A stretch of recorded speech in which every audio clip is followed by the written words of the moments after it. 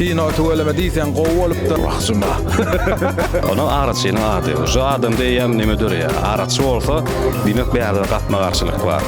Arat seni adı dilen film Oscar'a münafit mi? Belki son yol sona vardı. Onu beylek kinodan bu kino hat koğulu diyecek bolyan da Halifa. Avvaful okudun az bilir ya.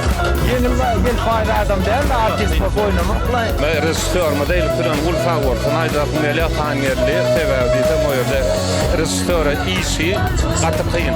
Kapsa gepdi yani, okta da şolay yaman da geçip berek geliyor.